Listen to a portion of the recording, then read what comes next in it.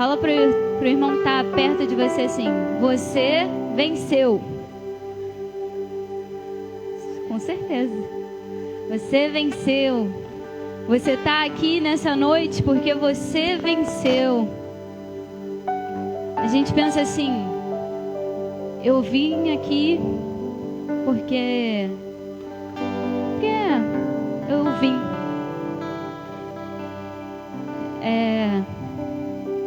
Mas enquanto o Martiliano estava orando, eu me lembrei de várias vezes que eu passei o domingo inteirinho me programando para vir à igreja. E aí algumas coisas aconteceram no decorrer do meu dia e eu não consegui chegar. Então, isso é prova de que você está aqui hoje. Não foi porque é mais um domingo e você veio porque todo domingo você vem. Ou não é porque alguém te convidou. Você está aqui hoje porque o Senhor Jesus te trouxe aqui. A palavra de Deus diz que nenhuma folha da árvore cai se não for da vontade dele. Então, você está aqui nessa noite porque o Senhor te permitiu chegar até aqui. Por isso que nós começamos dizendo: você venceu.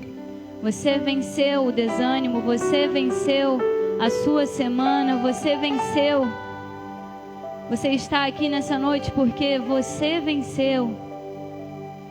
E porque o Senhor Jesus já tinha um propósito na tua vida aqui.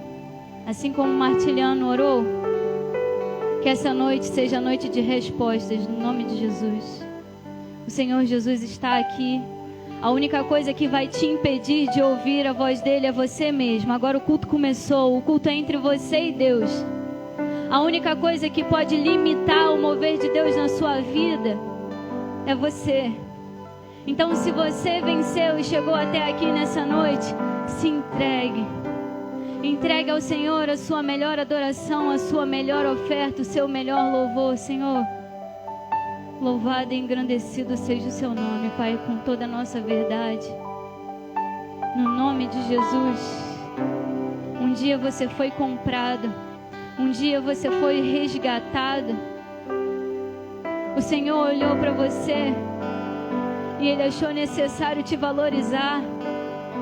Um dia Ele olhou para você com muita expectativa. Que amor é esse, Pai? Que amor é esse que foi capaz de se entregar por cada um de nós? Aleluia. Tu me dás a paz que excede todo entendimento humano.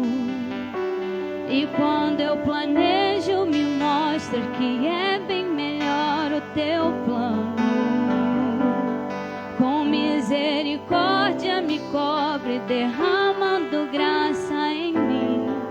Eu desconheço um outro amor assim. Só Ele faz isso por você. E ao meu respeito eu sei que só tens pensamento de paz. Por teu sacrifício hoje eu posso andar sem olhar para trás. Eu não compreendo tamanha bondade que está sobre mim. Eu desconheço um outro amor assim. Agora se pergunte: que amor é esse? Graça incalculável. Não tem interesse, não quer nada em troca. Tua vontade, Senhor, é muito boa. Aleluia.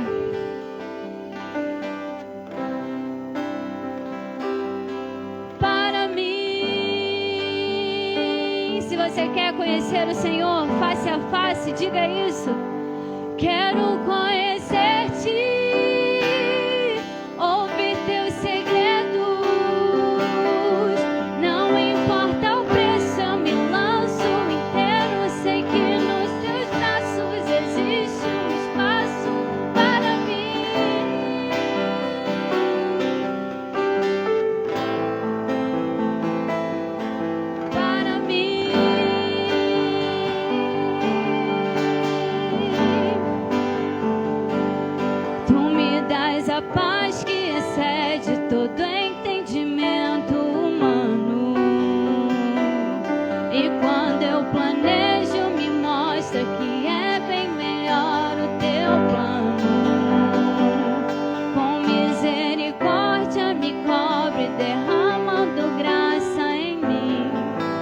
desconheço um outro amor assim. Feche seus olhos e se pergunte: que amor é esse? Graça incalculável, não tem interesse, não quer nada em troca. A tua vontade é boa, perfeita e agradável para mim. Aleluia, Senhor, muito obrigado. Para mim, nós queremos mergulhar, Senhor, nesse amor até te encontrar. Quero conhecer-te, ouvir teus segredos. Não importa o preço, eu me lanço inteiro, sei que nos teus braços. Aleluia. Para mim.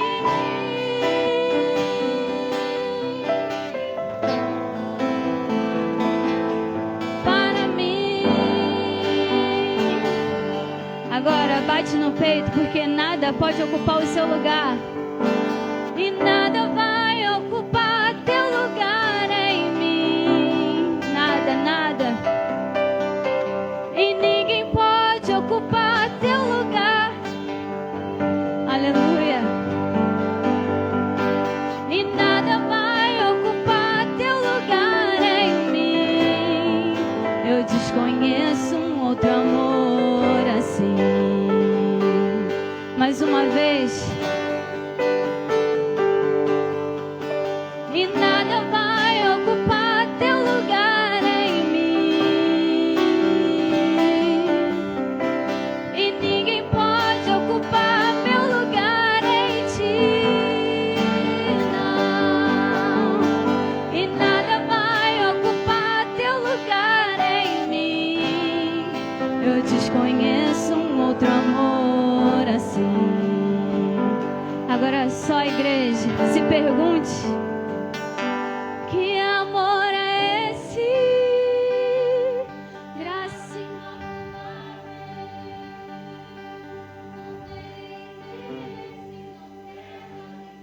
Aleluia. Para mim, eu confio, Senhor, eu confio.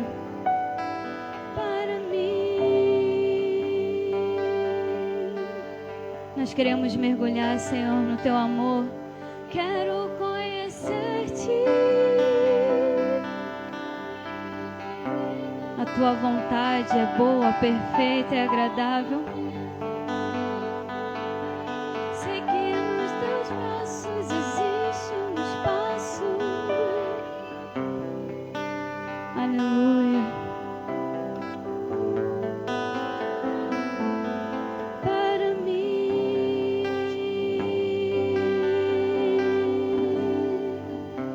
Aleluia.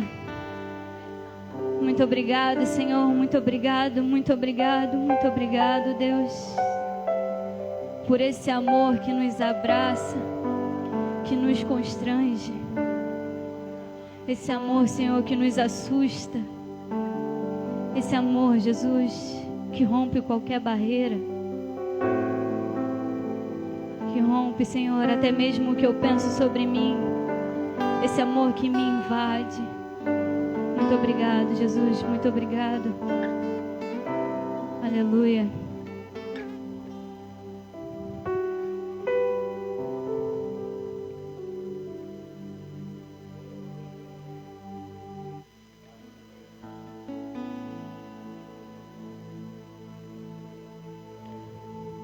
Amém. Continue entregando para o Senhor a sua melhor adoração.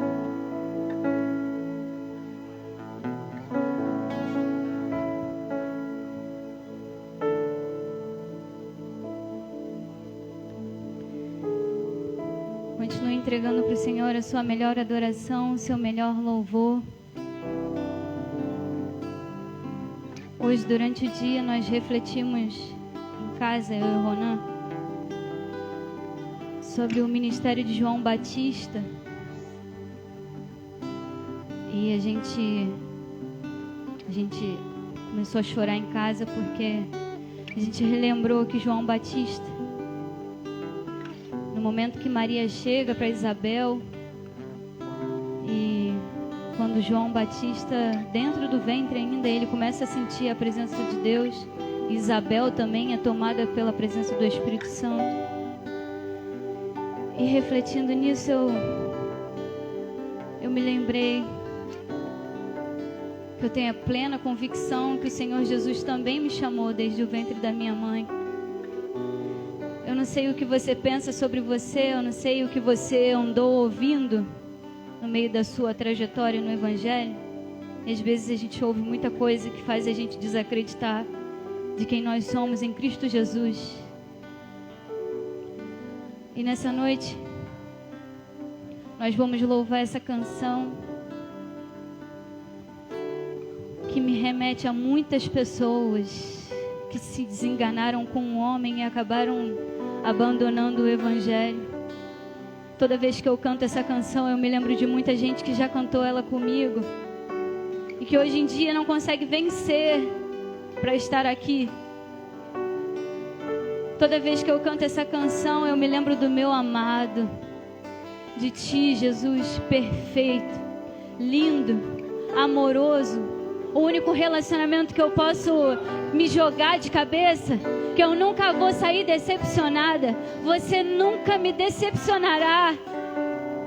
Tu és o meu amado, Senhor. Quando cantamos essa canção, nós reconhecemos que Tu és a melhor coisa que nós já experimentamos nessa terra. Mas é inevitável, Jesus, não me lembrar de todas as vezes que eu cantei ela com muitos irmãos que hoje em dia se esqueceram do chamado que Tu tem, se esqueceram dos seus ministérios, se esqueceram de quem eles eram em Ti. Então, Pai, enquanto a gente estiver cantando o Teu nome, Yeshua, nome todo-poderoso, nome sem igual, nome que quando é cantado, é clamado, as coisas começam a acontecer. Então, Senhor, no momento que nós estivermos declarando o Teu nome, visita, Jesus, os nossos irmãos que estão fracos na fé. Visita, Pai, os nossos irmãos que não têm mais força para chegar até aqui, Pai. No nome de Jesus, Tu és o nosso amado. Então, Pai, que eles consigam, Deus, um dia relembrar quem Tu és, Pai. E não tem decepção humana, não tem nada exterior que possa, Jesus, que deva nos afastar da Tua doce presença. Amém? No nome de Jesus. No nome de Jesus.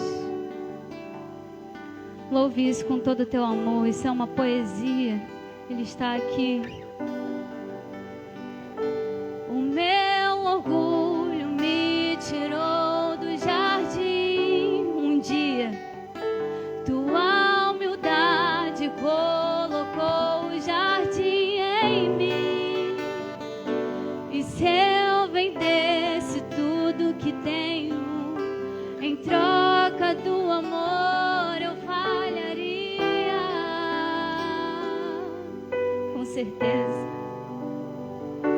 Pois o amor não se compra e nem se merece. O amor se ganha, de graça o recebe.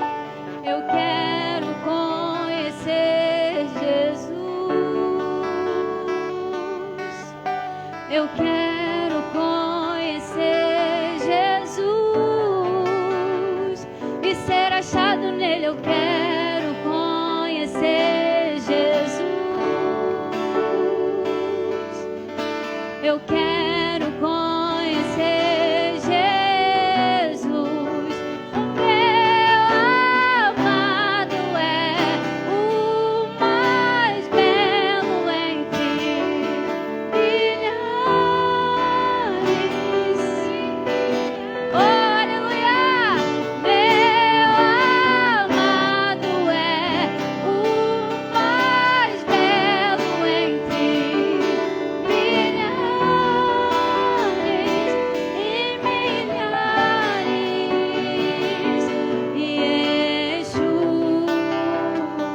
Levanta suas mãos. O único que deve ser adorado, o único que deve ser glorificado nesse lugar. Levanta suas mãos. Oh, aleluia! Louvado e engrandecido seja o seu nome. Digno, digno, digno de toda a honra, de todo louvor. Muito obrigado, Senhor, muito obrigado por esse amor que nos resgata dia após dia. Muito obrigado, Pai. Aleluia. Nome todo-poderoso.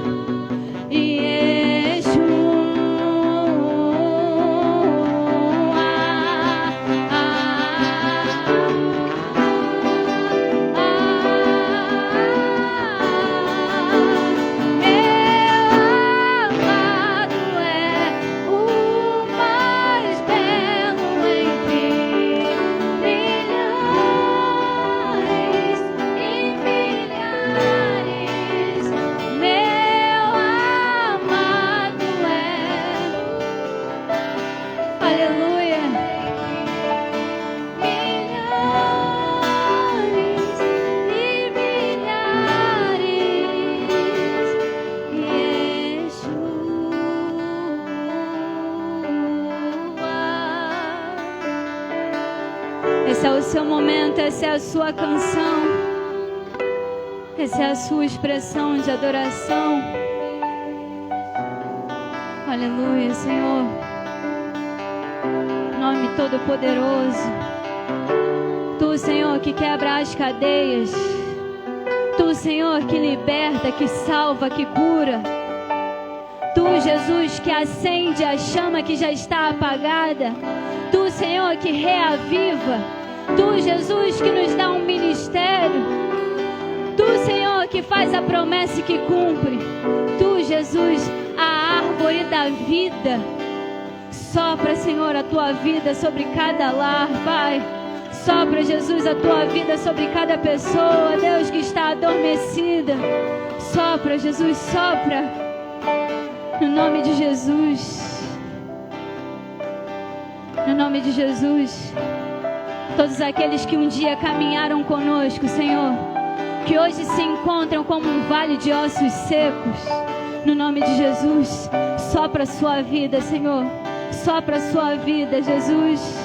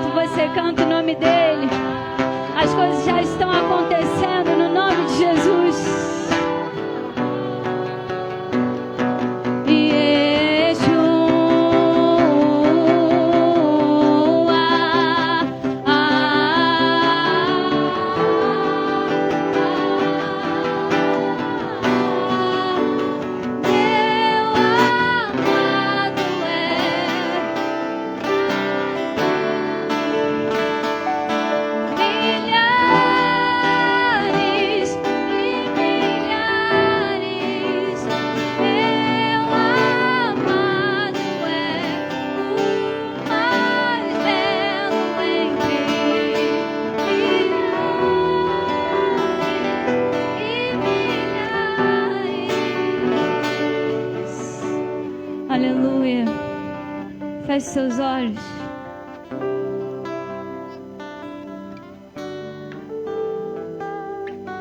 Aleluia, Senhor. Não são as nossas palavras, Jesus, que declaram a tua soberania na nossa vida. Não são as minhas palavras apaixonadas por ti que vão declarar, Senhor, Tu és soberano, que Tu és o meu amado, que Tu és o centro, que Tu és o motivo, que Tu és a minha força, que Tu és o meu amigo, que Tu és a presença doce, que invade as minhas madrugadas frias. Não são as minhas palavras, Senhor, mas nessa noite, Jesus, Nós queremos, Pai, que as canções saídas, Senhor, dos nossos lábios sejam verdadeiras. Nós queremos, Senhor, que enquanto nós declaramos que Tu és o nosso amado, que Tu és tudo que nós temos, Senhor, nós queremos, Jesus, viver o que cantamos. Queremos viver o que falamos, Senhor. Queremos transparecer Você onde quer que chegamos, Pai. Queremos, Jesus, que os abatidos encontrem em nós esperança. Inunda-nos, Senhor, inunda-nos, inunda-nos. Quando nós reconhecemos o Teu amor, nós viramos uma fonte de amor, Pai. É impossível ter um relacionamento de amor contigo e não jorrar o Teu amor pelos lugares por onde perpassamos. Inunda-nos, Senhor, inunda a Tua igreja. Inunda o nosso relacionamento contigo. Inunda, Senhor, aqueles a quem tanto amamos. Inunda-nos, Senhor. Seja glorificado sobre tudo. Seja glorificado. Seja louvado pelas nossas vidas. No nome de Jesus. Amém. Senhor, pode se sentar.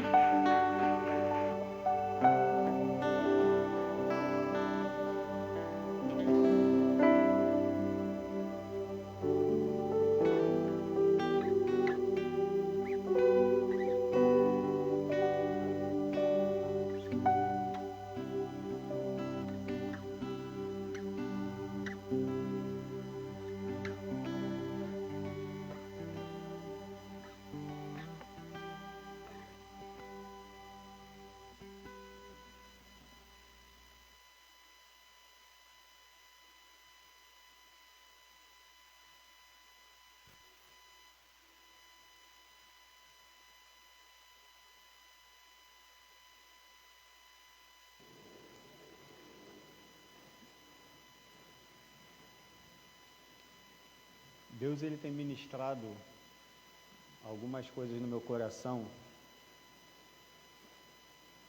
durante essa semana. E hoje pela manhã eu tive uma reunião com os pastores da Belém. E foi muito bom, assim, a gente falou muito de Deus, contamos as nossas experiências. A gente está passando por um momento difícil, mas que Deus, Ele continua no controle. Eu falo isso, acho que todo dia, todo culto, todo lugar que eu vou pregar, porque nada, isso tem que ser uma verdade na nossa vida. E eu vou falar sobre isso, Jeremias 33, capítulo 3, não é esse o texto que eu vou ler, mas esse é um texto muito conhecido, que todo mundo sabe de cor. O que diz Jeremias 33, 3? Quem é? Vamos lá, quem é que sabe? Vamos lá, gente, Arnon. Clama a mim e anunciar-te-ei coisas grandes e firmes que tu ainda não sabes. O clamor a Deus, ele tem o poder de, só nesse versículo que a gente citou de cabeça, ele revela algumas coisas que o clamor faz. Primeiro, quando a gente clama, Deus, Ele responde. Pode não ser o que a gente quer, mas que Ele responde, Ele responde. Então já cai aquela ideia de que Deus não está falando comigo. Sim, Ele fala.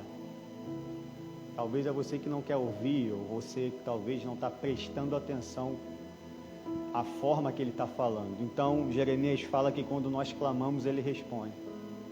E Ele anuncia coisas grandes. Por quê? Porque Ele é grande. Mas é o ponto que eu quero chegar, coisas grandes e firmes. Porque o nosso Deus, Ele é estável. E Ele traz estabilidade para todos os lugares instáveis da sua vida. Eu não sei qual é o momento de instabilidade que você está vivendo, mas se você clamar a Ele, Ele vai trazer firmeza para esse lugar que está instável. Então esse ano, talvez o ano de 2020 está acabando, e para muita gente foi um ano difícil, mas foi um dos anos que eu mais vi Deus operar milagres da minha vida. Porque Deus sempre usa, você vai ver na história bíblica, e você vai ver os grandes homens de Deus vivendo milagres extraordinários nos momentos mais difíceis da sua vida. Então, se você está vivendo um momento difícil, esse é o cenário ideal para Deus fazer o extraordinário na tua vida. Você crê nisso? É só para quem crê, meu irmão. E é sobre mais ou menos sobre isso que eu quero falar com você. Hoje, diferente de todas as ceias que nós celebramos aqui nesses 2 anos, eu não vou ler especificamente um texto que fala de Jesus. Eu vou ler um texto que eu particularmente gosto muito, mas acho que nunca ministrei sobre ele. Texto conhecido. Abre sua Bíblia em Juízes, capítulo 6. Juízes, capítulo 6. Você já deve conhecer esse texto de cor. E é bom porque eu não preciso falar nada de novo, você vai pensar junto comigo. Juízes capítulo 6, nós vamos ler do 1 até o 18, é uma leitura um pouquinho extensa, então eu peço paciência para você. Eu vou ler na versão NVT, e eles estão colocando aqui no telão. Se a sua versão não for NVT, eu lhe aconselho a acompanhar aqui no projetor, tá bom? Os israelitas fizeram o que era mal aos olhos do Senhor. Por isso o Senhor os entregou nas mãos dos midianitas durante 7 anos. Os midianitas eram tão cruéis que os israelitas fizeram para si esconderijos nas montanhas, nas cavernas e nas fortalezas. Sempre que os israelitas faziam plantio, saqueadores de Midian, de Amaleque e de outros povos do leste atacavam Israel. Acampavam na terra e destruíam as plantações até Gaza. Levavam ovelhas, bois e jumentos e não deixavam coisa alguma para Israel comer. Esses bandos inimigos que vinham com seus rebanhos e tendas eram como uma praga de gafanhotos. Chegavam em camelos tão numerosos que era impossível de contá-los, e só partiam quando a terra estava devastada. Os midianitas reduziram Israel à mais absoluta pobreza, e o povo pediu socorro ao Senhor. Quando os israelitas clamaram ao Senhor por causa de Midian, o Senhor lhes enviou um profeta, que disse: assim diz o Senhor Deus de Israel, eu os tirei da escravidão do Egito, eu os livrei dos egípcios e de todos os que oprimiam, expulsei seus inimigos e dei a vocês a terra deles. Disse a vocês: eu sou o Senhor, seu Deus. Não adorem os deuses dos amorreus em cujas terras agora vivem. Mas vocês não deram ouvidos. Então o Senhor veio e sentou-se debaixo do grande carvalho em Ofra, que pertencia a Joás, do clã de Abiezer. Gideão, filho de Joás, estava debulhando trigo no fundo de uma prensa de uvas, a fim de não ser descoberto pelos midianitas. O anjo do Senhor apareceu a Gideão e disse: o Senhor está com você, guerreiro corajoso. Gideão respondeu: meu Senhor, se o Senhor está conosco, por que nos aconteceu tudo isso? Onde estão os milagres que os nossos antepassados nos falaram? Acaso não disseram: o Senhor nos tirou do Egito? Agora, porém, o Senhor nos abandonou e nos entregou nas mãos dos midianitas. Então o Senhor se voltou para ele e disse: vá com a força que você tem e liberte Israel dos midianitas. Sou eu quem o envia. Mas Senhor, como posso libertar Israel? Perguntou Gideão. Meu clã é o mais fraco de toda a tribo de Manassés, e eu sou o menos importante da minha família. Certamente estarei com você, disse o Senhor, e você destruirá os midianitas como se estivesse lutando contra um só homem. Gideão respondeu: se de fato posso contar com a tua ajuda, dai-me um sinal de que é mesmo o Senhor quem fala comigo. Por favor, não vás embora, até que eu te traga a minha oferta. E ele respondeu: ficarei aqui até você voltar. Curva a tua cabeça. Pai, nós te louvamos, Senhor. Nós te agradecemos porque é um favor, como já foi dito aqui, estarmos aqui nesse lugar. Nós estamos percorrendo essa caminhada, Deus, que não é uma caminhada das mais fáceis. Ouvir a tua palavra e obedecer é uma ordem difícil. Mas como já foi falado aqui, nós somos vencedores, Senhor.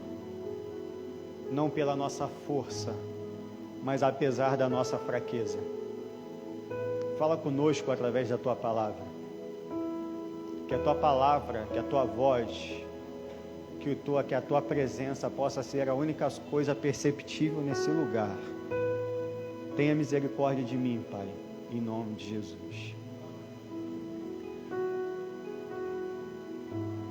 Esse texto, ele é um texto muito conhecido. Quem aqui nunca ouviu falar, obrigado, Vitor, dessa batalha de Gideão? Para você ter uma ideia, no capítulo 8 fala que esse exército ele tinha basicamente 135 mil pessoas, o exército de Midian. Se você fizer uma conta básica, dividir 135 mil por 300, vai dar, se eu não me engano, 450 midianitas para cada um dos 300 de Israel. Por que Deus permitiu que tudo isso acontecesse? Para que o povo se voltasse para Ele. Porque o texto começa de forma clara, nos mostrando que, mais uma vez, versículo 1, e eu peço para você ficar com a sua Bíblia aberta, e se puderem deixar aqui os versículos que eu for falando no projetor, porque eu vou usar bastante a Bíblia, tá?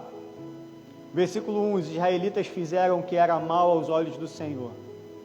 Por isso o Senhor os entregou nas mãos dos midianitas durante 7 anos. E não é a primeira vez que no capítulo de Juízes essa frase inicia uma história. Você vai ver que o livro de Juízes, ele muitas vezes começa com essa mesma frase.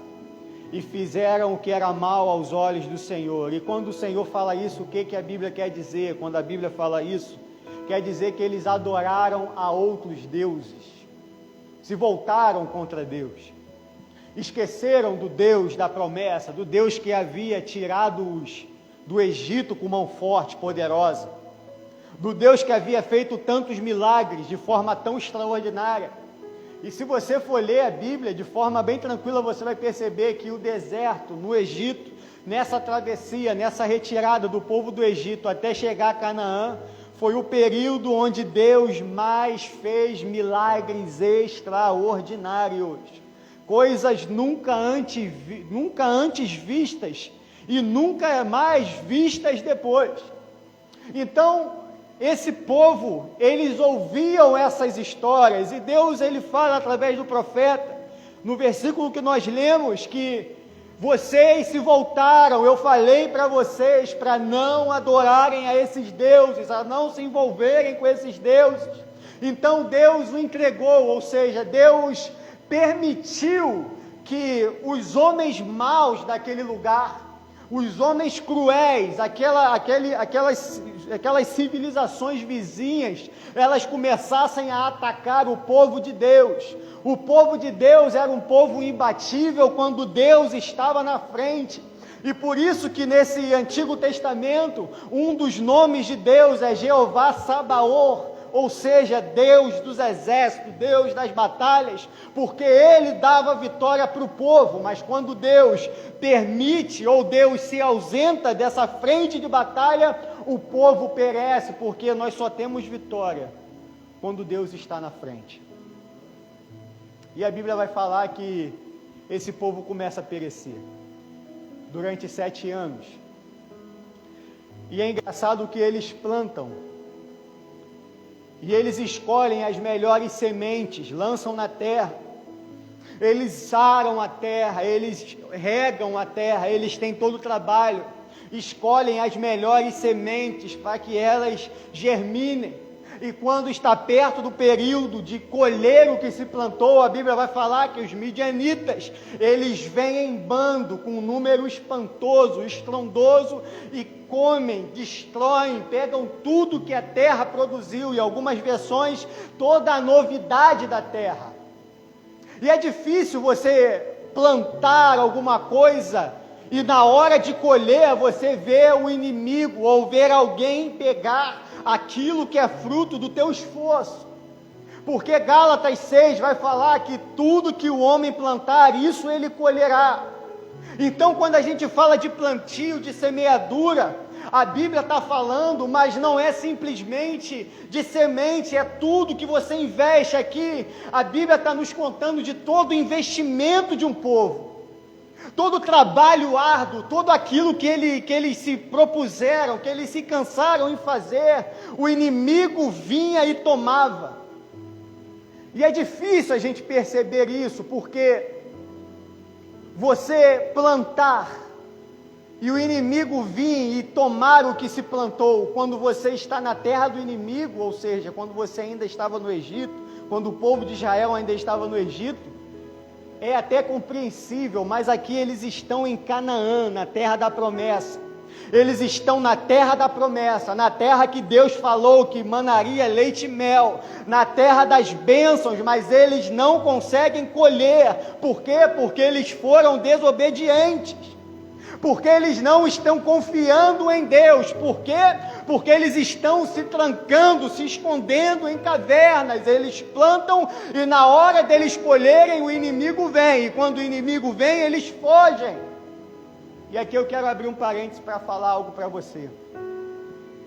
Talvez você está semeando em algum lugar, alguma área da sua vida. E quando a gente semeia esperando colher. Mas tem gente que está semeando e quando está perto de colher, o inimigo vem e toma. E ao invés dele lutar, ele foge.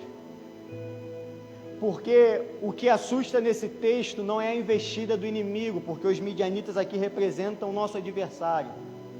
Não é a investida do inimigo, não é o inimigo vir e querer tomar a novidade da terra. Não! Essa é a obra de Satanás, faz parte da função dele. Ele sempre vai vir contra a tua vida tentando tomar o que é teu. O problema desse texto é que o povo de Deus, o povo que está na terra da promessa, o povo que tinha uma promessa de Deus, falando que Deus daria aquela terra para eles, quando vê os inimigos se aproximando, ao invés de fazerem como Samar fez, que defendeu o seu campo de lentilha diante dos filisteus, esse povo, eles vão se esconder em cavernas.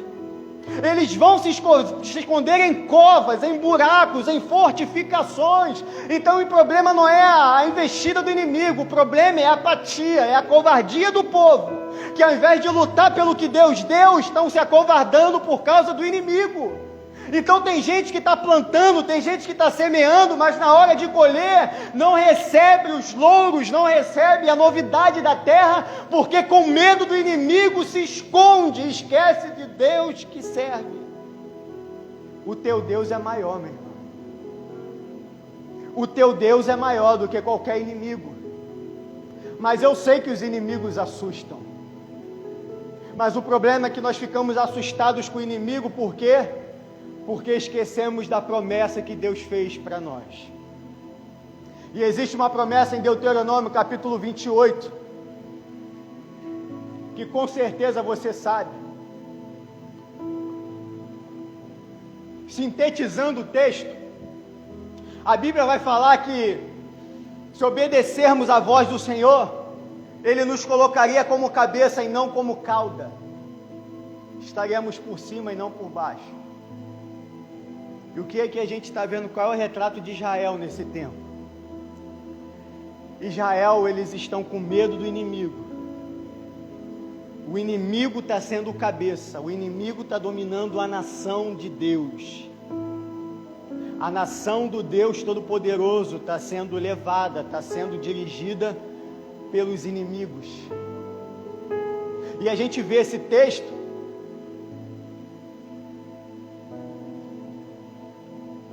no versículo 6 e 7, você acompanha comigo. A Bíblia vai falar que a situação foi tão absurda, durante tanto tempo, que levou o povo de Israel à pobreza extrema. E aí o que acontece? No versículo 7. O que acontece no versículo 7? Exclamaram ao Senhor.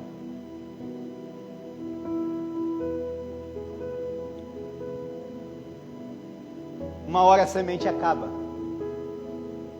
Quando você está plantando e o que você colhe é nada, uma hora a semente acaba. O problema é que a gente só lembra de clamar ao Senhor quando acaba tudo. Deus, Ele tem sempre sido para a gente o último recurso, quando na verdade Ele deveria ser o primeiro. A Bíblia fala que aquele povo foi levado a uma pobreza extrema, e quando eles estão na miséria extrema, eles lembram de clamar ao Senhor. O que eu falei com você aqui antes? Jeremias 33:3. Ai, Jesus, porque podia ser outro número, né? Podia ser outro número, mas enfim, é esse 33:3, tá? O que a Bíblia fala? Clama a mim, responder-te-ei, anunciar-te-ei coisas grandes e firmes que tu não sabes. O povo clama ao Senhor, presta atenção, o que esse texto de Jeremias tem a ver com isso? Coisas grandes, Deus é grande, firme, traz firmeza, que tu não sabes. O que a gente não sabe é o inédito. Olha o que a Bíblia vai falar, acompanha no texto aí. A Bíblia vai falar que Deus enviou um profeta. Meu irmão, o primeiro profeta que vai aparecer na Bíblia, a história dos profetas começa em 1 Samuel. Aqui é a terceira geração que saiu do Egito. Gideão é a primeira geração, quase 200 anos antes de Samuel, mas Deus, por causa do clamor do povo, manda um profeta. E esse profeta, ele vem, não sei de onde, não tem nome, mas ele vem por causa do clamor do povo. Deus, ele traz o inédito. E aqui, mais uma vez, eu abro um parênteses para você. O problema é que você não está clamando. Porque se você clamar, as coisas mudam. O que era para acontecer amanhã, Deus traz hoje. Deus traz o inédito na vida daquele que clama. Porque quando nós clamamos, Ele responde. O profeta vem e fala a causa, o motivo deles estarem passando por aquilo. Versículo 11. O profeta vem e fala tudo. E a Bíblia vai falar que o anjo do Senhor, esse anjo aí na tua versão está com letra maiúscula, porque aqui é uma teofania. Teofania era a forma de Deus se manifestar, tomar a forma humana no Antigo Testamento. E aqui a gente pode dizer, de maneira bem tranquila, que pode ser o próprio Cristo, a segunda pessoa da Trindade, porque você vai ver no versículo à frente, que ele tem um cajado. Cajado não é instrumento de anjo. Todos os anjos, arcanjos que aparecem na Bíblia, eles estão com uma espada. Esse aqui tem um cajado, porque quando Gideão apresenta a oferta para ele toca com o cajado e recebe a oferta. Mas enfim, a Bíblia fala que debaixo do carvalho tem um anjo sentado. E esse anjo está sentado observando alguém, observando um homem que não está sendo cauda, observando um homem que não está sendo como os outros, observando um homem que está tentando, que está falando, que está tentando fazer algo diferente. Deus olha do céu e vê que tem um homem de 40 anos que está malhando trigo no lugar de amassar uvas, para ter o que comer, para ter o que se sustentar. Então o anjo de Deus vem do céu e observa esse homem. Estou falando rápido demais? Está me ouvindo aí atrás? Que hoje eu não tomei meu remédio ainda.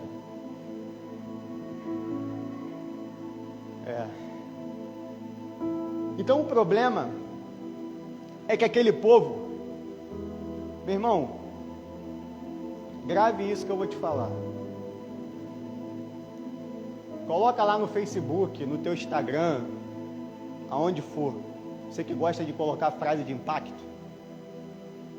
Se você não está disposto a lutar por aquilo que Deus te deu, é melhor que você não tenha nada.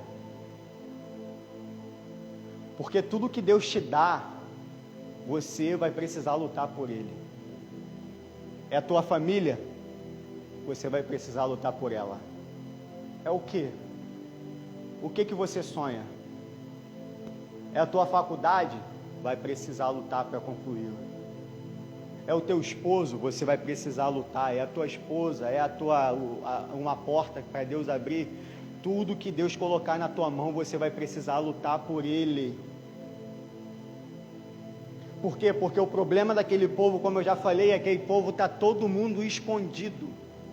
Mas tem um que está dentro de um lagar. E deixa eu te contar um segredo aqui. Você já ouviu essa passagem, sei lá, 1 milhão de vezes?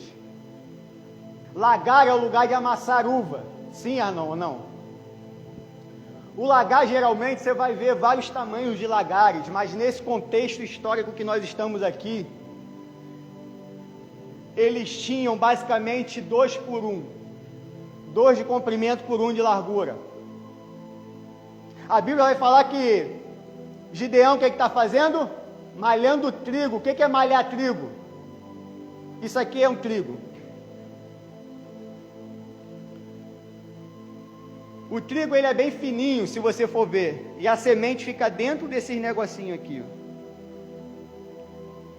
Então o malhar, o debulhar o trigo é fazer com que a semente saia daqui. Mas essa casquinha ela é bem fininha. Então o que se fazia? O trigo ele era malhado numa eira.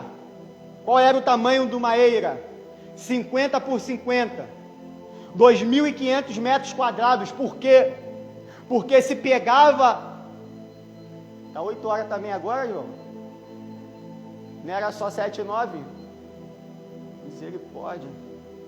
Se pegava o trigo na época da colheita, cortava-se os talos, amarrava-se em feixes, levava-se para a eira, espalhava-se esses feixes na eira, de preferência no entardecer. Você vai ver isso lá na história de Ruth, quando Ruth,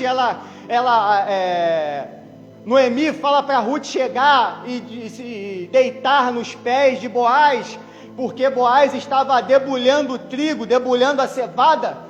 Ele estava cansado depois de um dia inteiro de trabalho, porque ele estava na eira. Então você vai ver que Ruth vai lá, espera Boaz acabar, e ele deita em cima de um monte de semente, e Ruth vai e deita nos pés dele.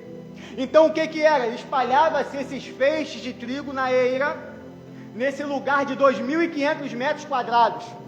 Pegava-se uma junta de boi, 2 animais de carga, ou jumento, ou bois, ou cavalo, seja lá o que for.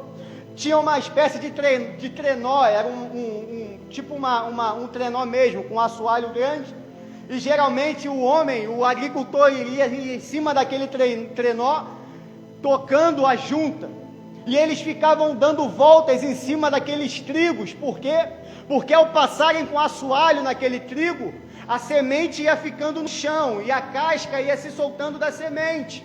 Aí depois o que fazia? Depois ele vinha capar, de tardezinha o vento começava a bater forte naquela região, e eles pegavam e jogavam aquela palha com a pá para cima, e o que acontecia? O vento levava a palha e o trigo ficava no mesmo lugar. Por isso que Mateus 3,12, a Letícia está falando de João Batista fala, eu venho, mas depois de mim vai vir ele tem a pá na mão. E ele vai pegar e vai separar a palha do trigo, vai guardar o trigo no celeiro, e a palha ele vai lançar no fogo eterno. Qual o celeiro? A igreja. Quem é o trigo? Somos nós. E a palha? E o que separa a palha do trigo? O vento. Então não reclame com Deus quando o vento estiver passando, meu irmão, porque Ele está separando a palha. Ele está te purificando. Quando o vento passa, quem separa a palha do trigo é o vento. Aí você não pode por causa do coronavírus mais. Pergunta aí, é palha ou é trigo? Porque o vento passa, meu irmão. Quando o vento passa, a palha vai embora. E quem é trigo permanece no mesmo lugar. Então a eira era assim, o trabalho na eira. Depois que jogava-se o trigo para o alto, pegava-se aquela sujeira, separava o trigo e levava para o celeiro. Mas a Bíblia fala que Gideão, ele está fazendo o quê? Como é que se malha trigo num lugar que era para fazer com 2.500 metros quadrados, no lugar de 2 por 1? Como é que se faz? Pega-se um feixe por feixe e bate no chão ajoelhado. É a única forma. Gideão, ele estava ajoelhado, batendo feixe por feixe no chão. E aqui tem um segredo, meu irmão. Sabe por que tem muita gente perdendo o seu cereal na eira? Porque no lagar ninguém te vê. E era justamente por causa daquilo que o anjo estava ali. O anjo falou: esse aí é um cabeça, ele não é cauda. Gideão pensou: não é época de uva, o último lugar que esses caras vão me procurar é aqui. Então é aqui que eu vou lutar pelo sustento da minha família. É aqui que eu vou lutar para manter a minha casa. É aqui que eu vou lutar para manter a minha história. E ele está ajoelhado sem ninguém ver. Enquanto os outros estão escondidos com medo do inimigo, ele está ajoelhado no fundo da eira, no fundo do lagar, batendo com os feixes de trigo para ter o seu alimento, para ter o que se sustentar. Então o anjo está ali e está vendo. Então tem muita gente perdendo o seu trigo no lagar porque quer que as pessoas vejam. Mas, meu irmão, malhar trigo no lagar é desconfortante. É cansativo, demora, ninguém vê, às vezes ninguém reconhece,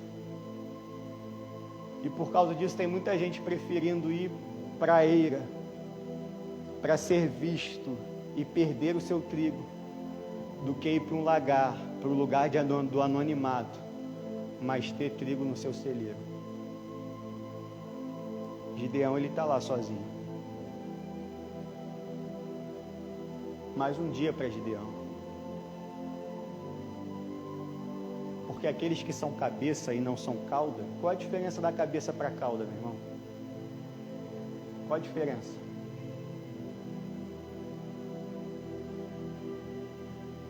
A cabeça manda, a cauda obedece.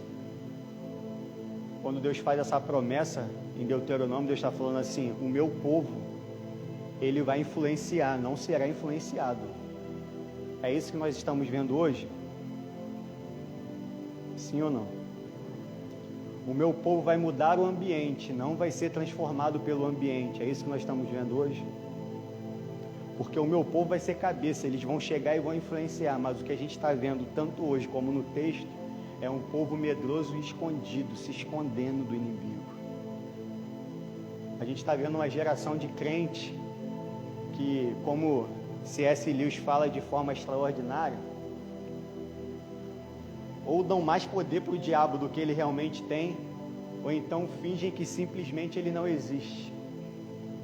E para o nosso adversário, tanto um como o outro são coisas extraordinárias, porque quando você dá mais poder para ele do que ele realmente tem, ele domina. E quando você pensa que ele não existe e trata ele como se ele não existisse, ele também domina.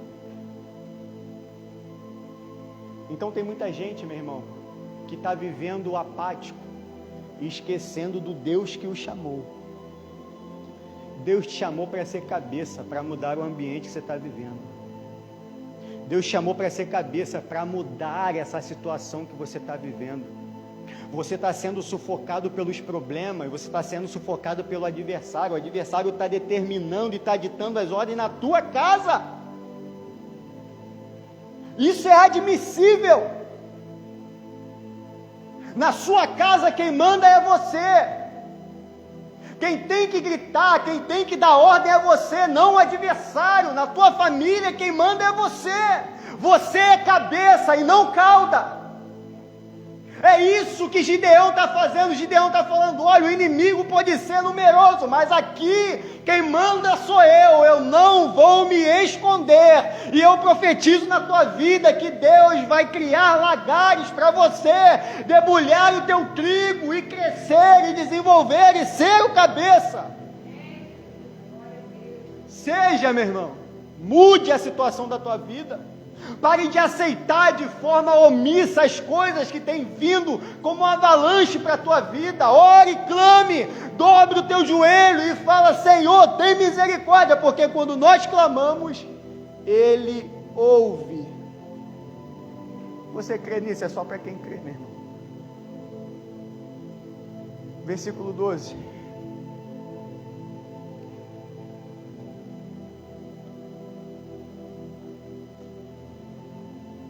O anjo do Senhor aparece para Gideão. O Senhor é com você, guerreiro corajoso ou varão valoroso. Olha o que Gideão fala para o anjo. Meu Senhor, se o Senhor está conosco, por que está acontecendo tudo isso? Onde estão os milagres que nossos antepassados nos falaram? Acaso não disseram, o Senhor nos tirou do Egito? Agora, porém, o Senhor nos abandonou e nos entregou nas mãos dos medianitas. Mais uma vez, citando o que a Alexia falou. Por menos do que isso, Zacarias, no capítulo 1 de Lucas, ele ficou mudo durante 9 meses.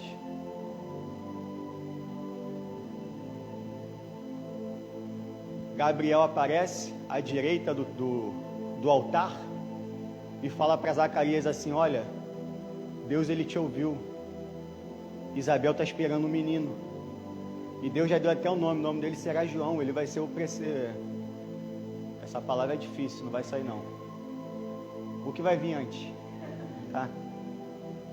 O que vai vir antes do Cristo, e ele vai ser a voz que clama no deserto, e começa a dar as instruções, porque ele será um nazireu, não pode beber bebida forte, não pode cortar o cabelo.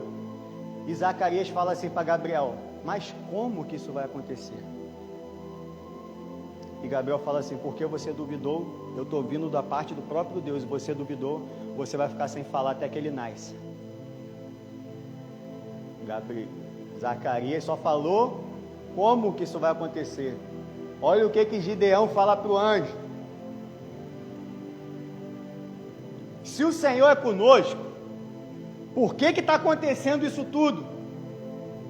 Aonde estão os milagres dos nossos antepassados? Acaso o Senhor nos tirou do Egito, agora porém nos abandonou e nos entregou na mão dos midianitas? Por que Gideão tem essa resposta mal criada para o anjo? Que eu já falei que é uma teofania e não acontece nada com ele. Diferente de Zacarias. Hein? Vamos, gente, pensar. Porque Deus, Ele sabe as intenções do teu coração antes da palavra chegar à tua boca. Zacarias, esse como de Zacarias é um como de dúvida. Como? Eu já sou velho, minha mulher é mais velha. Minha mulher é velhíssima. Como que isso vai acontecer? A reclamação de Gideão, não. A reclamação de Gideão é por... Gideão está falando assim, Senhor, Tu és um Deus todo-poderoso, e por que isso não está acontecendo? Gideão quer entender o porquê que a situação dele está daquele jeito. Ele não duvida de Deus. Ele não duvida do poder de Deus. Ele quer saber o porquê que o poder de Deus não está sendo manifesto naquele momento. Porque às vezes a nossa realidade não condiz com aquilo que a gente aprendeu. E aqui, meu irmão, eu tenho um desafio para você. Você está comigo? Diz amém. Porque às vezes a gente fala assim, Jeová Rafá. O que significa Rafá? Deus que cura. Mas às vezes estamos enfrentando uma doença, ou algum dos nossos estão num estágio terminal. A gente aprendeu que Deus é Deus de cura, mas estamos vivendo uma realidade totalmente contrária ao que nós aprendemos. Jeová Sabaô, Deus das guerras, mas estamos enfrentando guerras e parece às vezes que estamos sozinhos. Isso só acontece comigo? Gideão, ele está em dúvida, ele quer saber o porquê que ele está vivendo aquilo. Se ele cresceu ouvindo as maravilhas e o poder de Deus, e agora ele está malhando trigo, ajoelhado no fundo do lagar, para ter o que comer, porque durante 7 anos, um inimigo, um maldito que adora a deuses pagãos, estão vindo e estão levando tudo que o seu povo tem. E ele está falando, por que, Senhor? O que está acontecendo? Eu quero entender. E às vezes você também fala assim, e não tem problema nenhum você perguntar a Deus o que está acontecendo. E olha que coisa extraordinária.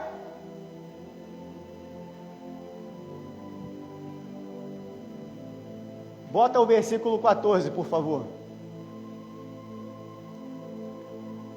Olha a resposta de Deus. Faz sentido, meu irmão? Faz sentido? Faz sentido essa resposta para a indagação que Gideão fez? Gideão fala, se Tu és Deus, se Tu és mesmo poderoso, por que está acontecendo tudo isso? A resposta do anjo é, vai com essa força. Faz sentido, meu irmão? Por quê? Porque, mais uma vez eu te falo, Deus, Ele é aquele que trabalha com as intenções antes das palavras. Então, às vezes você fala assim, Arnon, tamo junto. Mas quando o Arnon virar as costas, vai se lascar. Teu coração está falando, a boca está falando, tamo junto, mas teu coração está falando, sai fora daqui. Deus, Ele trabalha com tamo junto ou com sai fora daqui? Cuidado, meu irmão. Porque Jesus falou para os fariseus, vocês me louvam com os lábios, mas com o coração. Por que o anjo falou isso para Gideão? Porque o anjo está falando assim, eu estou vendo a tua coragem aí. Estou vendo que você é cabeça e não é cauda. Vai nessa tua força que eu vou fazer você livrar esse povo. Porque às vezes, meu irmão, a gente está vivendo um momento tão difícil na nossa vida que a gente não tem nem palavras para falar com o Senhor. E Romanos fala que quando nós não temos palavra, o que acontece? O Espírito Santo intercede por nós com gemidos inexprimíveis, porque Ele sonda o nosso coração e sonda as profundezas de Deus. Só que aqui eu já vou encerrar. E talvez essa seja a parte mais importante desse texto que a gente leu. Versículo 17 e 18. Coloque para mim, por favor. Se de fato posso contar com a tua ajuda, dai-me um sinal que é mesmo o Senhor que fala comigo. Por favor, não vais embora, até que eu traga a minha. E ele respondeu, ficarei aqui até voltar. Meu irmão, a Bíblia não é um gibi da Turma da Mônica que você lê sem pensar. Pode. Olha o que Gideão está falando. Quantas vezes a gente pede uma confirmação de Deus? Senhor, se for tu mesmo que está falando comigo, me dá um sinal. Me dá um presente, abre a porta. Senhor, se for tu mesmo que está falando comigo, confirma, me dá alguma coisa. É sim ou não? Sim ou não? Olha o que Gideão está falando. Senhor, se for tu mesmo que fala comigo, espera aqui que eu vou pegar a minha oferta. Se o Senhor é um Senhor de verdade e aceita a minha oferta, porque culto, meu irmão, não é quando nós recebemos, culto é quando nós entregamos. Gideão está falando assim, eu vou lá, eu vou pegar o pouco de trigo que eu tenho, desse tempo todo debulhando no lagar, esse momento, esse sofrimento que eu passei, para juntar esse pouco e vou te oferecer, porque se o Senhor for Deus de verdade, o Senhor vai receber a minha oferta. O Senhor vai receber o meu culto. Sabe qual é o nosso problema hoje? É porque a gente vem para cá achando que o culto é bom quando a gente recebe alguma coisa. Para de ser imaturo. O culto é bom quando Deus recebe de você alguma coisa. Por que a gente sabe que Deus recebeu a oferta de Abel? Recebeu Abel e não Caim? Por quê? Porque Deus recebeu a oferta de Abel e não a de Caim. Ana passou mais de 8 anos indo para o templo. Todo ano ela chegava no templo e pedia o que é Deus? Me dá um filho. E o que Deus respondia para Ana? Não. Mais de 8 anos pedindo um filho, não. Durante 8 anos, depois de 8 anos, Ana chega no templo e fala assim, eu vou te dar um filho. Deus fala, agora você aprendeu o que é culto. Toma, Samuel. Porque altar, meu irmão, não é lugar de pedir. Altar é lugar de sacrifício. Gideão está mostrando para a gente um segredo que a gente esquece. Isso aqui não é um título de capitalização, meu irmão. Deus não precisa das nossas míseras moedas. Mas quando Ele aceita, que suba como um cheiro suave, Senhor, as tuas narinas, a nossa adoração. Quando Ele recebe, meu irmão, você já parou para pensar nisso? Que nesse momento existe miríades de anjos, arcanjos e querubins louvando ao Senhor 24 horas. Apocalipse vai falar que os anciãos eles jogam as suas coroas, existe uma atmosfera de adoração perfeita lá. Mas Deus, Ele olha para cá, para esse lugar aqui, para mim e para você, para Gideão que falou, eu sou o menor do meu clã, o meu clã é o menor de Israel, e eu sou o menor do meu clã, mas Deus não precisa de gigante para matar gigante, Deus precisa de um adorador para revolucionar a história. Se você entende isso e você trouxe algo para Deus, meu irmão, e se Ele receber, a tua história muda. Porque eu cresci ouvindo assim, não, o culto foi ruim. Hoje o culto foi ruim. O pregador não falou em mistério, não rodou, não foi bom. A música estava desentoada, o culto não foi bom não. Hoje o culto foi péssimo. Que prepotência e arrogância da nossa parte. Querer mensurar, querer julgar aquilo que é para Deus. Talvez o culto para você, meu irmão, seja o pior, mas tem alguém aqui que está se entregando e Deus com certeza está recebendo, porque como a Letícia falou, o culto é individual. Gideão está falando, se tu és Deus, meu irmão, se tu és Deus, Anjo, se tu é Deus mesmo, se tu é enviado de Deus e vai me livrar, deixa eu trazer um presente para você. E eu encerro a minha mensagem hoje te perguntando: o que você trouxe para Deus?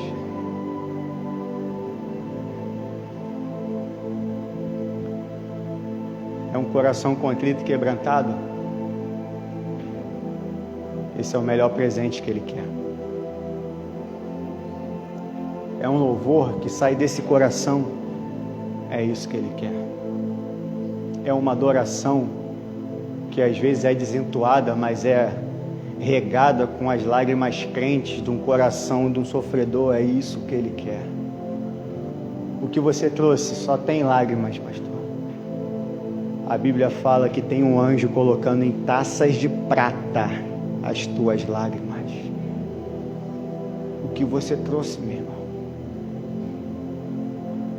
Nós temos que entender o que nós viemos fazer aqui. Eu cresci ouvindo uma musiquinha lá na escola dominical. Ó, igreja que tu veio fazer aqui. Eu vim para adorar a Deus. O tempo foi passando e a gente foi esquecendo. Deus, Ele te trouxe, meu irmão. Você não caiu aqui de paraquedas. Não foi obra do acaso a tua vinda. Deus, Ele te trouxe aqui para mostrar que Ele quer te colocar como cabeça e não por cauda. Nós somos filhos de Abraão e essa promessa é até a gente. Ela chegou em nós. Talvez você está sofrendo algum momento na tua casa, no teu trabalho, aonde quer que for. Deus, Ele quer trazer ordem a esse caos. Mas você tem que se levantar, parar de se esconder, sair dessa caverna, sair dessa cova e mostrar para Deus que você é capaz de lutar por aquilo que Ele te deu. O anjo do Senhor está te vendo, ninguém está te vendo, de joelhos dobrados, malhando trigo no lagar, ninguém está te vendo, passando por essa dificuldade, ninguém está te vendo nesse lugar escuro, onde você luta sozinho, mas o anjo do Senhor está te vendo.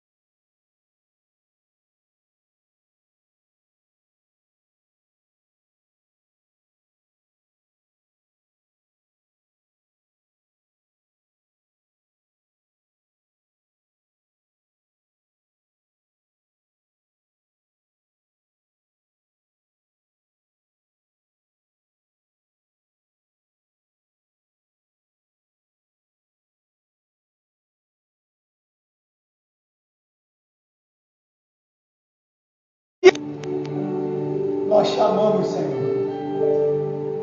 Somos gratos a Ti de tal maneira que não sabemos nem o que dizer. Com todos os pesos e satisfações, piedades, todas as nossas insatisfações, reclamações,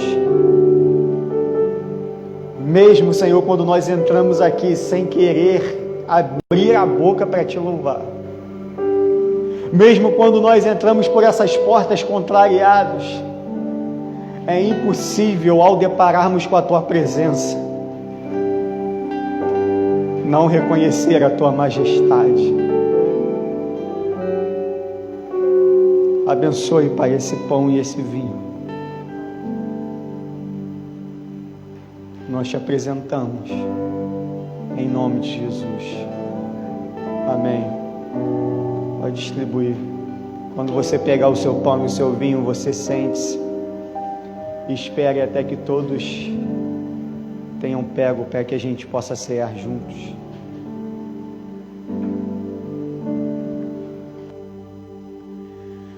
Basta que me toque, Senhor, pra minha alma cansada vencer. Se a noite escura está, Tua mão me guiará. Basta que me toque, Senhor. Basta que me toque, Senhor, pra minha alma cansada vencer. Se a noite escura está, Tua mão me guiará. Basta que me toque, Senhor. Mãos ensanguentadas de Jesus, mãos feridas lá na cruz, vem tocar em mim, sim, vem tocar em mim, vem tocar em mim, sim, vem tocar em mim. Tocou-me, Jesus, tocou-me. De paz Ele encheu meu coração. Quando o Senhor Jesus me tocou,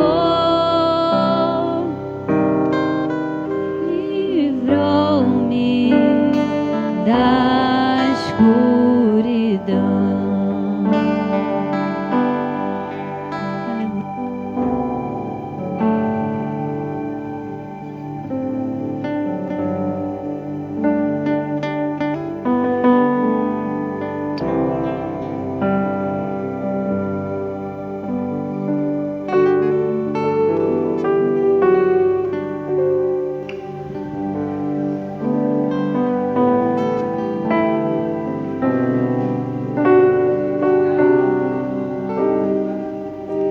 Sinta a presença dele nesse lugar.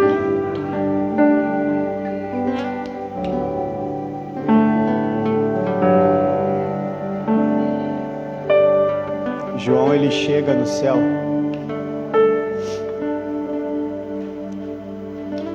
e ele vê um livro selado com selos por dentro e por fora.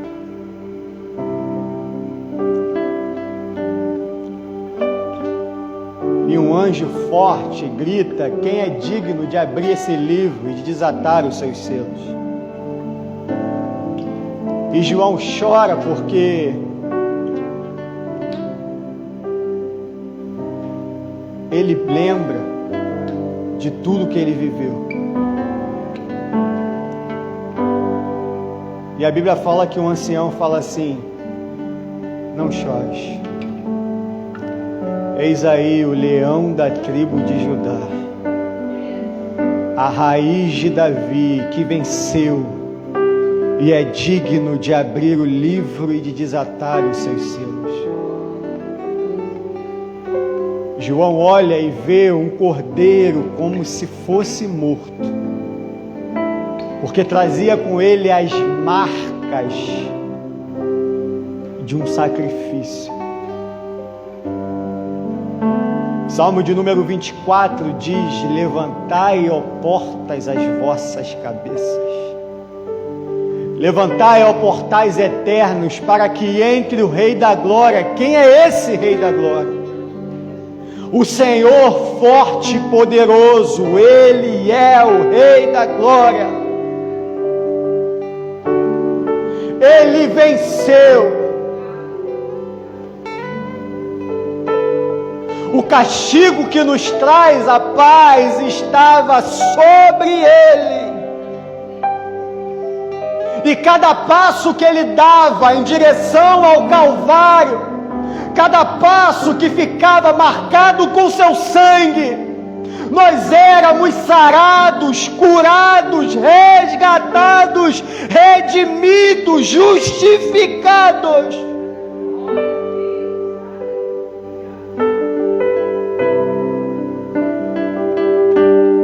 Pelo que recebi do Senhor, também vos transmiti que na noite em que o Senhor Jesus Cristo foi traído,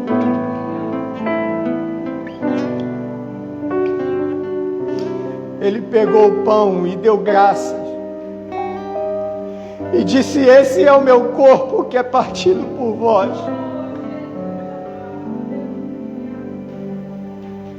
Obrigado, Senhor. Foi por mim, Deus. Esse é o meu corpo que é partido por vós. Fazei isso em memória de mim.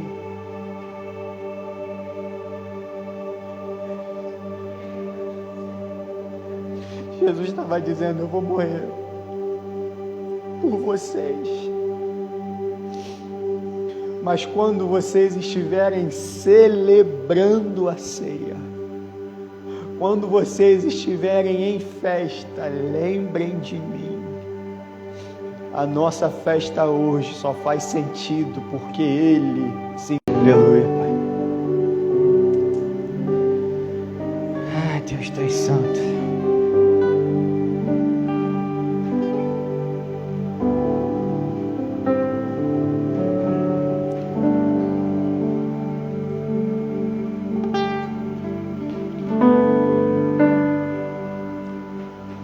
Amém. Vamos ofertar ao Senhor.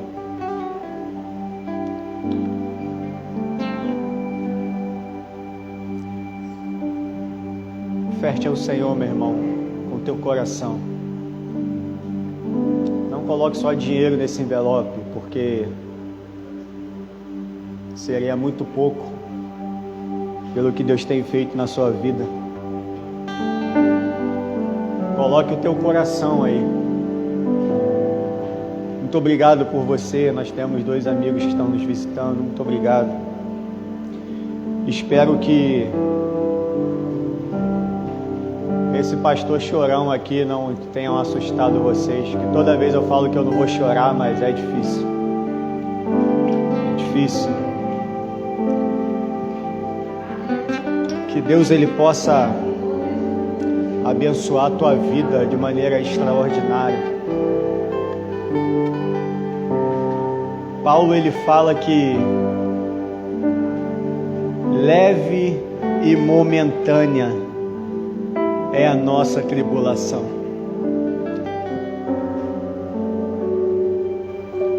mas que ela vai produzir um peso eterno de glória. Aquilo que é leve e momentâneo vai produzir dentro de você algo pesado e eterno. Porque quando nós estivermos com Ele,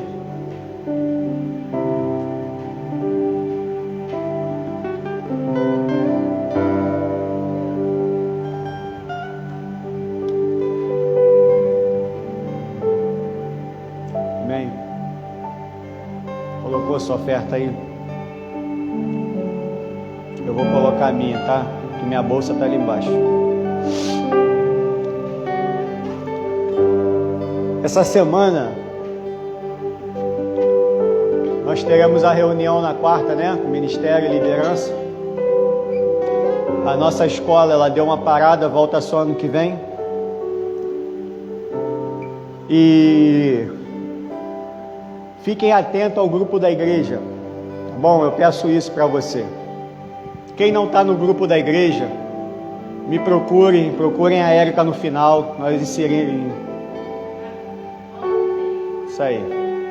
Nós vamos inserir você no grupo da igreja, porque nós temos notícias importantes ao longo dessa semana. Nós temos uma semana meio de notícias ou de decisões para tomar, e elas serão lançadas no grupo da igreja. Então, fiquem atentos, tá? Então, depois de quarta-feira, nós estaremos dando as notícias para o decorrer do ano, tá? Nós vamos dar uma parada, isso é fato. Nós só vamos decidir quanto tempo vai ser essa parada. Retornaremos dia 3 de janeiro, mas nós iremos decidir qual é o dia que nós vamos parar, tá bom? Para você passar o seu Natal, o seu Ano Novo com a tua família, na praia, enfim, se a pandemia deixar, tá? Mas fiquem ligados ao grupo que nós estaremos dando as informações lá. Mais algum recado? Não, né? Arnon, você é o melhor, me deu um livro bonitão que eu tô doido para ler. Muito obrigado, Deus te abençoe, tá? Natal, tá, gente? O quê?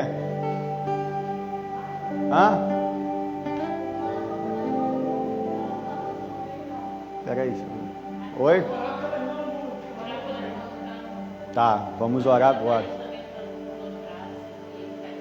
Vamos orar pela Thaís também. E gente, verdade. Vem cá, Thaís. Tá com dor no braço, mas pode ficar em pé. Não? Não é não? Meu Deus. Então fica aí mesmo. Se coloca de pé. Thaís está aqui, tá? Quem não tá vendo? Nós vamos orar por ela, tadinha. Isso é a idade, Thaís. Fica assim não. Nós vamos orar porque eles fizeram 1 ano, né? 1 ano de casado. Dizem que 1 ano é bodas de papel, né? A declaração da Thaís foi a melhor. Diga-se de passagem. Você não viu? Entra lá e você vai ver a declaração da Thaís. Melhor de todas. No top 5. Dizem que esse primeiro ano é um ano mais difícil, né? E glória a Deus que vocês venceram. Estamos aqui orando junto e temos acompanhado, né? Temos jovens casais aí que estão passando essa barreira também. Carlinhos já fez 2, né, Carlinhos? Eu vou fazer 11. É 11? Não é 12, não? Vou fazer 11. Fazer 11 com 7 de namoro, 18. Estamos indo para a maturidade. Então, que Deus continue abençoando. Nós vamos orar pela Thaís. Lembre da irmã Lu. Para quem não conhece a irmã Lu, ela é a nossa querida aqui, tá? Ela tem 4 tumores. Então ela está lutando já há 2 anos contra esses tumores. Ela está aqui desde o início. E assim, o quadro dela, quando a gente conheceu a irmã Lu, era um quadro terminal. Já tem 2 anos que a gente está aqui. E quase toda semana nós a vemos e ela fica nesses altos e baixos. E a gente ora, a gente clama, e Deus ele tem sustentado. Mais uma vez a gente vai orar por ela. Eu quero lembrar também Mary. Tá, vamos orar pela Mary também, tá? Irmã da nossa irmã Valéria. Lembrando, Mary, irmã Lu, Thaís, tá bom? Pai, nós te louvamos, Senhor. Te louvamos, te agradecemos. Muito obrigado, Senhor, por tudo que o Senhor tem feito. Primeiro queremos te agradecer pelo esse presente, por essa alegria que é comemorar junto com os nossos filhos, irmãos, amigos, esse primeiro ano de casado. Continue sustentando, Senhor, dando sabedoria, paciência, abrindo as portas, sendo a provisão, sendo o alicerce, sendo a sabedoria, porque se o Senhor não estiver sustentando o casamento, Pai, nenhum casamento sobrevive. Nós te apresentamos e te agradecemos o casamento da Thaís e do Arnon, apresentamos essa dor que a Thaís está sentindo. Repreenda, Pai, agora em nome de Jesus. Tira toda a dor da tua filha, Pai. Tira toda a seta, tudo que ela está sentindo que não provém de ti. Vai até aquela casa agora, Senhor. Toma a vida do pai do Arnon nas tuas mãos. Senhor, traz paz àquele lar, Senhor. Eles estão vivendo um momento que o Senhor escolheu e tem cuidado. Nós sabemos que nada acontece por acaso, tu estás no controle de tudo. E nós te pedimos que eles consigam cada dia mais crescer em Ti, cada dia mais desfrutar da Tua paz, a cada dia mais entender o que é felicidade, que o lar deles possa ser um lar de paz. Te agradecemos pela vida da Thaís, Senhor, diaconisa da Tua casa. Te agradecemos pela vida do Arnon, músico, ministro dessa casa, em nome de Jesus, ó Pai. Te apresentamos a vida da Mary também, Senhor, que está nesse hospital. Pai, toma, Senhor, nas tuas mãos. Toma a vida dos médicos, Senhor, quem está cuidando dela agora, Pai. Que o Teu Espírito Santo possa agora, Senhor, fazer um afago no coração dela para que ela perceba que existe uma igreja orando por ela aqui. Que nesse momento de dificuldade ela não está sozinha. Da mesma forma, apresentamos a vida da irmã Lu, Senhor, que é a nossa irmã, nossa amada. Toma a vida dessas mulheres guerreiras nas Tuas mãos, que têm enfrentado esse momento difícil, essa doença, Pai, que é tão brutal, Senhor, mas que Tu tem guardado, Senhor. Tu tem cuidado, Tu tem, Senhor, de maneira sobrenatural, Pai. Tu tem levado as Tuas filhas a dia após dia. Tu tem cuidado das Tuas filhas dia após dia. Tu tem contrariado todos, Senhor, prognóstico, Pai. Todos os médicos, Senhor, falaram que não daria mais tempo, que não teria jeito, mas Tu tem feito coisas extraordinárias. Nós confiamos em Ti. Apresentamos a vida da irmã Lu. Toma aquela casa nas Tuas mãos, toma o Luciano nas Tuas mãos. Te apresentamos a vida da Mary, Senhor. Toma a Tua filha nas Tuas mãos, o seu filho também. Mais uma vez te apresentamos o casamento da Thaís e do Arnon. Toma, Senhor, a nossa igreja. Muito obrigado, Senhor, por cada oferta. Muito obrigado por cada filho Teu que aqui está. Nos leve para casa agora em paz. Que essa semana, Senhor, que é uma semana de instabilidades, que nós não sabemos como vai ser, se essa pandemia vai crescer ainda mais, se as coisas vão voltar a fechar, o que vai acontecer nós não sabemos, Senhor. A Tua palavra fala que o coração do homem pode fazer planos, mas a resposta final vem de Ti. Essa palavra, ela nunca foi tão forte nas nossas vidas como é hoje, mas nós Te apresentamos o nosso amanhã, porque a Tua palavra também fala que nós temos que apresentar a Ti o amanhã, porque basta cada dia o seu mal. Te apresentamos o nosso amanhã, que seja um dia de paz, uma semana de paz. Em nome de Jesus, Senhor, que a graça do nosso Senhor e Salvador Jesus Cristo, o doce amor de Deus o Pai, as consolações do Espírito Santo, seja com você, na sua casa, no seu trabalho, por onde você for. E se você crê, você diz amém. Amém. Aplauda ao Senhor, menos a Thaís, que está com o braço.